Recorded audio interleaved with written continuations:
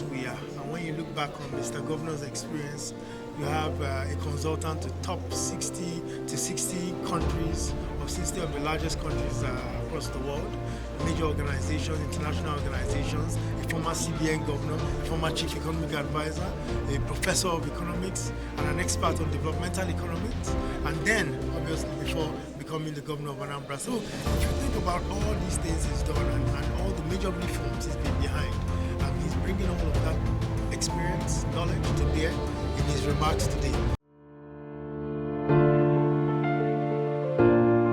Nigeria is a very poor country. We're in the lower rung of the low middle income countries. Since 2010, the debt service and non-debt service recorded expenditure of the federal government combined have consistently exceeded the current revenue, meaning that every penny is spent on building 1 square inch of road or whatever capital was borrowed.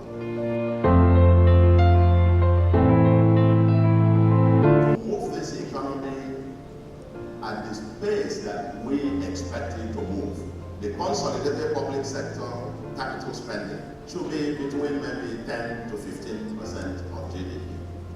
Currently, both of them combined, less than 5% of GDP.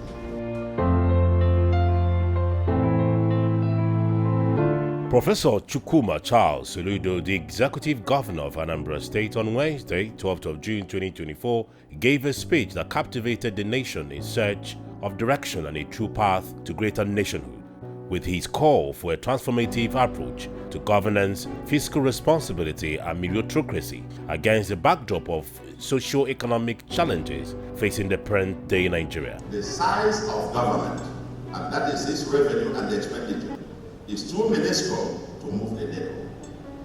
And the so-called increased revenue due to subsidy removal is nothing but money illusion.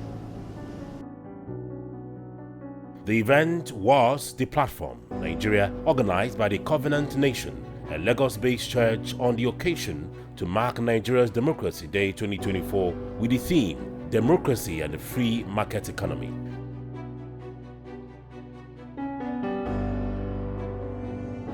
We need to tinker with the fiscal powers of the federal and state governments, devolve much of the responsibilities under the exclusive list to the states, and at about 60 to 65% of the revenue to the states, of course with each deciding on the appropriate local system to adopt.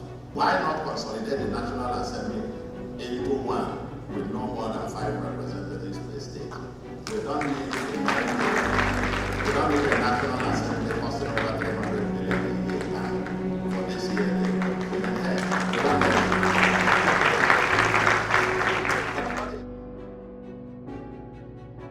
On the growing calls for a single term for elected office holders, which is being mooted in some quarters, the Harvard-trained professor of economics discussed the potential benefits of such a system in reducing the presence of seeking re-election and enhancing political will.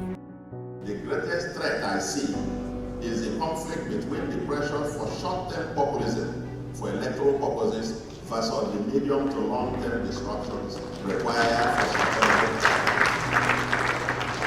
That's the threat that I see. It is a conflict between pressures to be a good politician to win elections versus the demands for statesmanship for the next generations.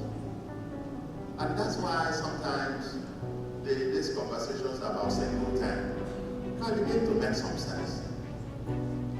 So that you fix it, whether you say 4 years or 5 years or 6 years or 7 years, single. So you come, you're not thinking about the next election. Once you finish getting into this, I said that all in my state. You want to get on and say, no, wait, you have an election. I said, no, let's get it. If we get there, if we lose, we lose. But we've got to get it done today. When are we ever going to stop facing the election? What a true federation is about. There is no federal government, no federal system in the world where you have 3 federated units, where the counties in America where we commit this, or their local government go to the center to go and collect money directly, and so on and so forth. Each state must have the power to to design the kind of local government system that it wants. That's what true federalism is all about. We have tried to transform Nigeria from Abuja and it has not worked. Let us try the radical devolution of powers and resources to the base and promote cooperative competition and see how far we go. The road to a new and sustainable Nigeria begins with bold and historic actions on building this competitive and compassionate federal system. Otherwise, we will continue to move in circles. While addressing the contentious issues of minimum wage among the Nigerian labor force, expressed concerns about the potential consequences of approving unsustainable minimum wages with the looming possibilities of job losses and adverse economic ramifications in the light of the current economic challenges. Now, it's important that we understand that we are discussing the minimum which everybody will have to pay. The churches, the schools, the roadside bakery, the farmers who employ a certain number, everybody. Those SMEs that employ the 49-point-something million, they must pay this. That's what it is about. Once we understand it, no problem. That's the point. It's a very important thing that we understand. Because we're not discussing civil service minimum salary. Because they make it as if it is government versus us. Government versus, it's not government. Put it what it is.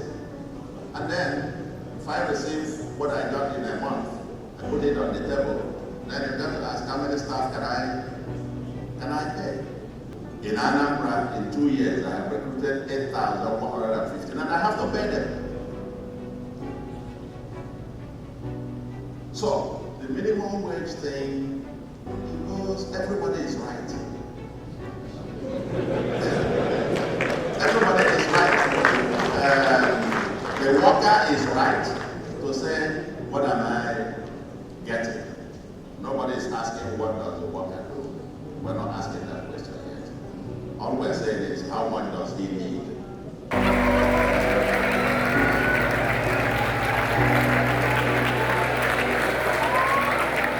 The impact of the honest assessment of Nigeria's financial state by Professor Gov Soludo was not lost on members of the audience, who professed admiration to the depth of knowledge and insight and its resonance with charting the way forward out of the current unfriendly social, political and economic situations in the country. When you're talking about a topic as democracy and the free market economy, I don't think you get any better person in this country in the present day that can do justice to such a topic than Professor Soludo. And for me, it's always exhilarating listening to him, trying as much as possible to elucidate or proper solutions to the myriads of problems we have in the country.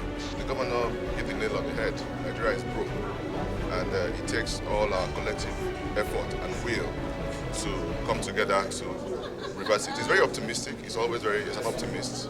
He believes that it can be really, really great, but the time for action is really now. I noticed Soludo, for the fact that he's a governor, he was able to relate with us practically about our expectations and their own expectations to as public holders to us. Okay, if every Nigerian should listen to Soludo, it would be a great thing. It would be a solution speech. It's a great lesson to learn from.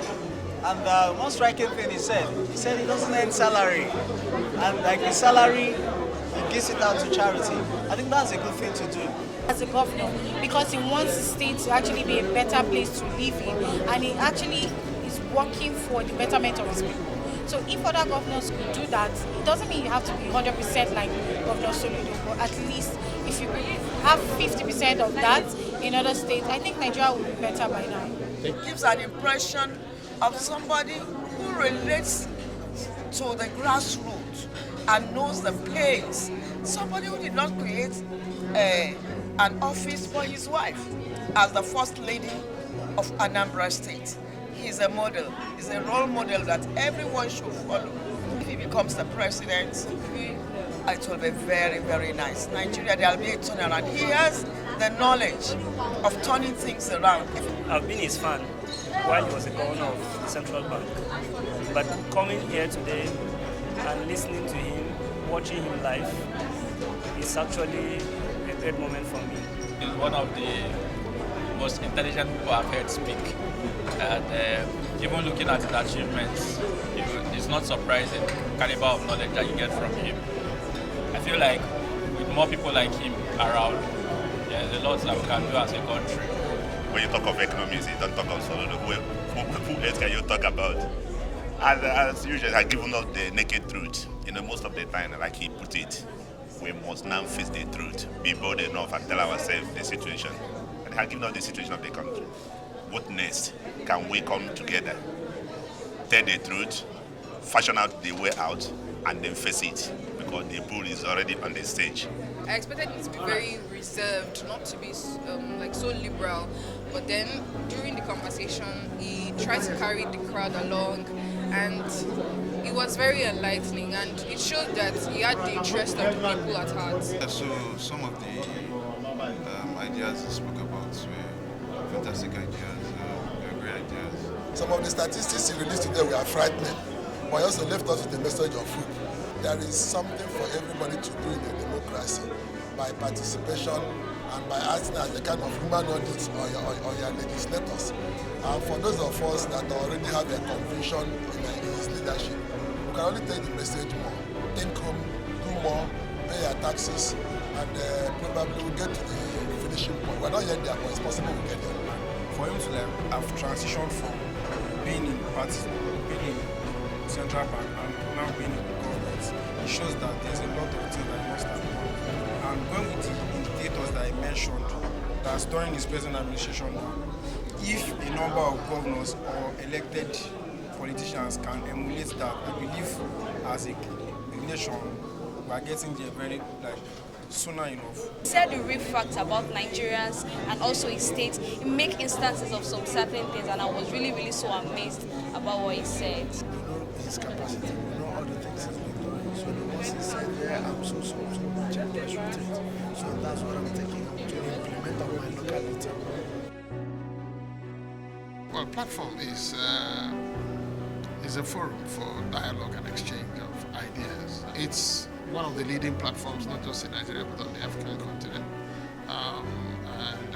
It has credibility, and it's very highly regarded. And so that's why Mr. Governor is here today again for the second time in 5 years.